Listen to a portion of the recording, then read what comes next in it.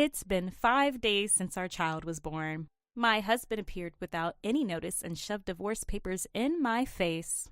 If you get too cocky just because you had a kid, I'll divorce you right away. You'd be in trouble if we divorced, right? There's no way you can raise a kid alone, huh? Enraged, I snatched the divorce papers from him. Huh? It's pointless to try and tear it up. You'll just be my slave anyway.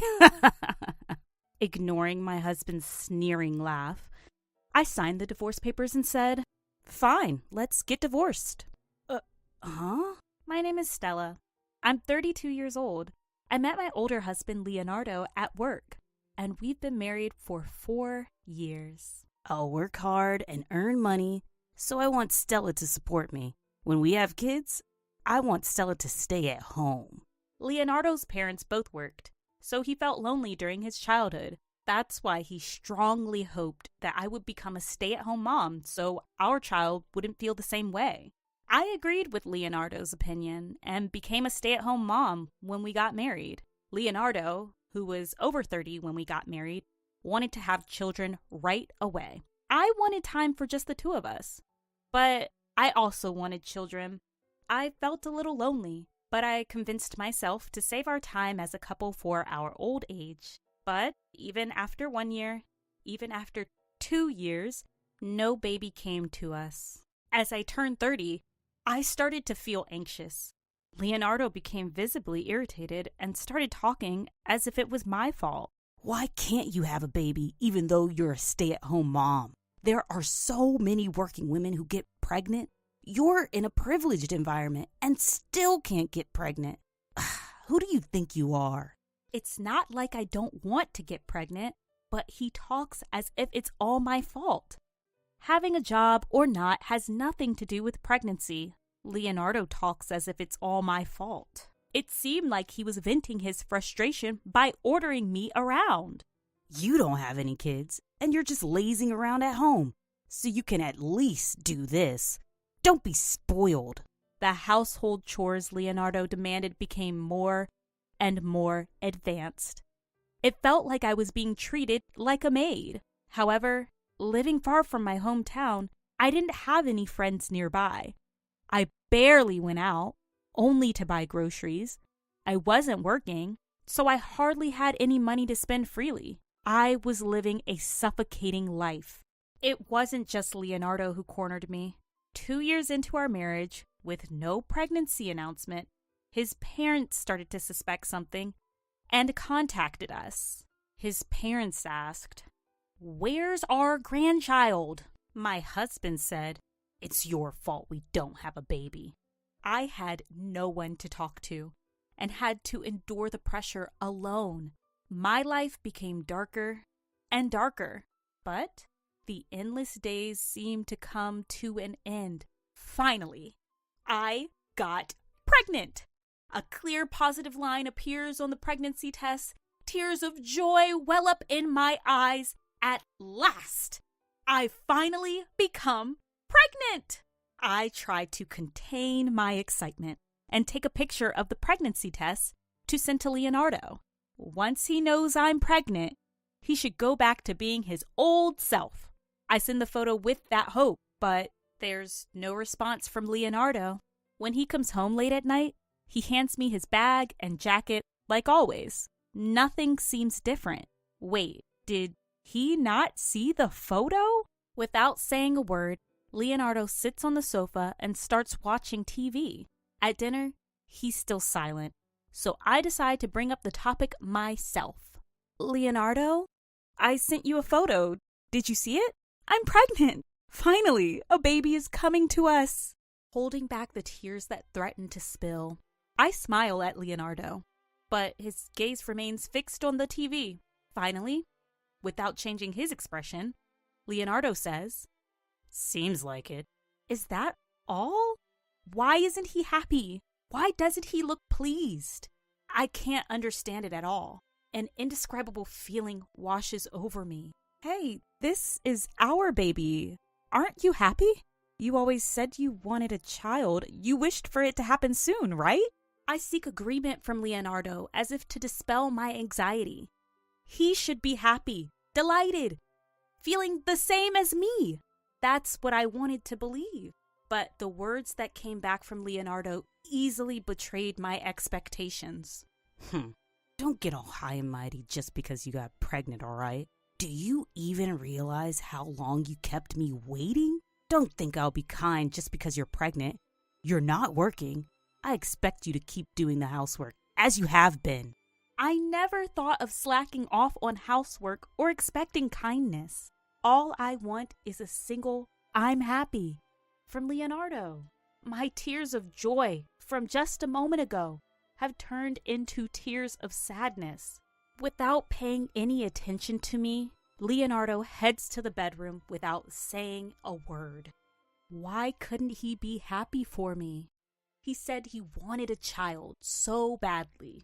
At the obstetrician's office, I found out I was pregnant with twins, but Leonardo doesn't show any sign of happiness.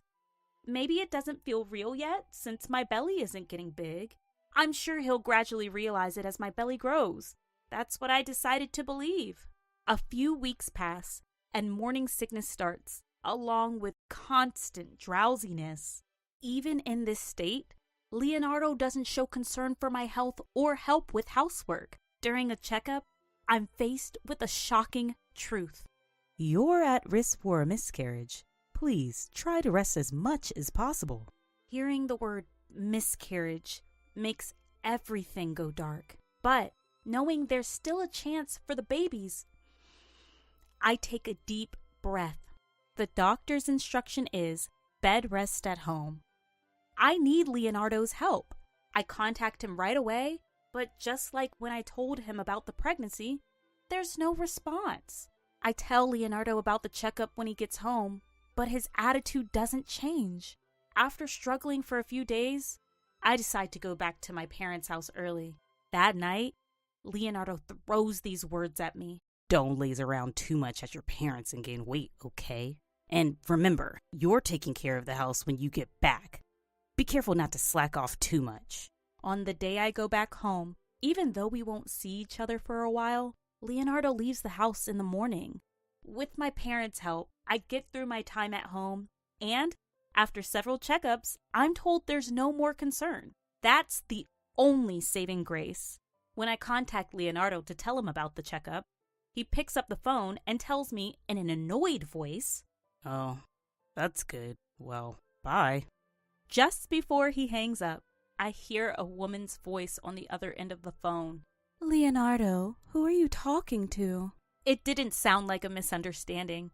The person on the other end was clearly calling Leonardo's name. I had a feeling that Leonardo didn't love me anymore. I didn't want to admit it, but after hearing that woman's voice, I couldn't deny it any longer. Now, Leonardo's cold attitude makes sense. As I rubbed my growing belly, I made a decision. I'll divorce him and raise these twins by myself. Having been cooped up at home for about 2 months, I decided to go for a walk. It was a warm, sunny day, and the fresh green leaves were dazzling. Just then, I was suddenly called from behind. It was my childhood friend, Jameson, who had called out to me. We hadn't seen each other in years, and he happily invited me for tea. After reminiscing about old times, we shared updates on our lives. Jameson had become a lawyer and had just opened a small office. Hearing his profession, I had an idea. Speaking of which, in cases of infidelity, you can claim compensation, right? I accidentally let that slip, and Jameson's expression turned serious. What's wrong? If you have any concerns, I'll listen. Before I knew it, I was revealing my inner thoughts, which I couldn't tell anyone.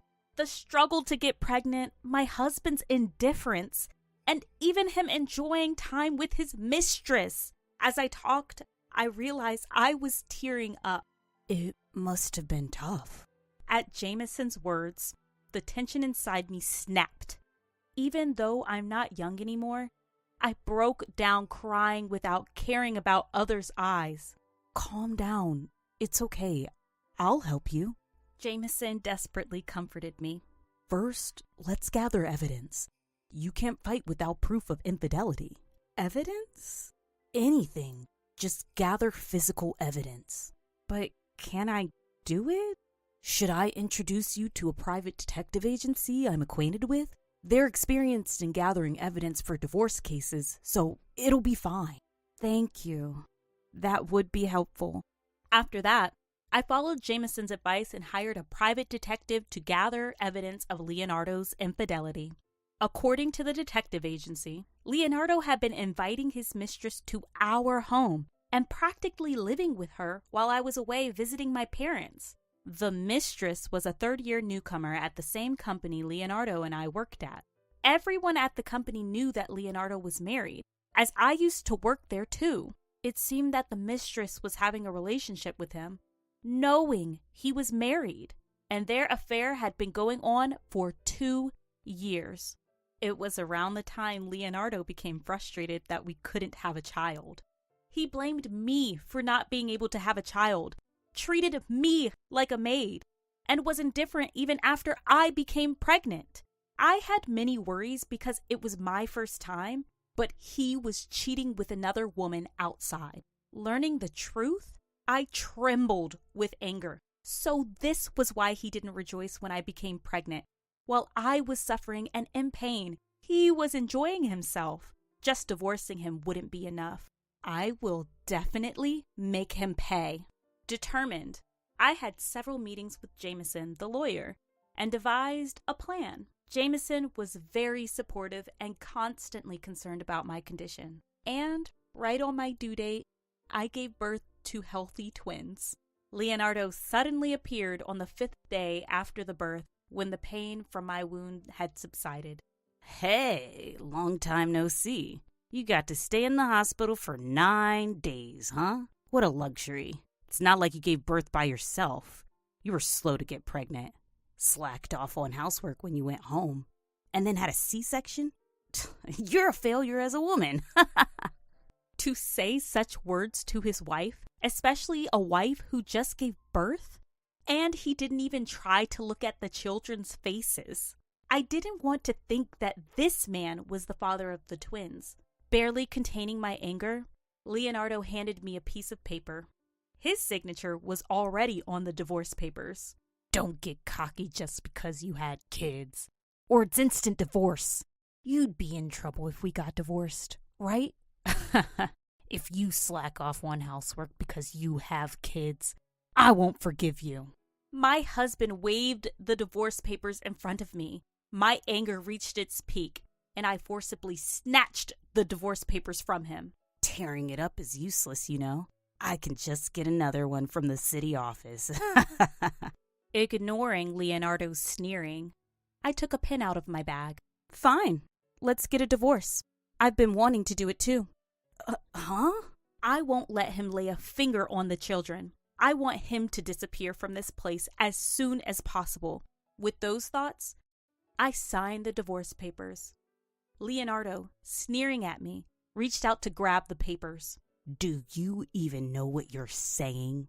What will you do with these kids if you divorce me? You can't raise them alone. Stop being stubborn. You should just be my slave for the rest of your life. I've already told my parents that we're getting a divorce. From now on, I'll live with them. I don't need a man who cheats on me. How long do you think that bravado will last? You can't make it without me.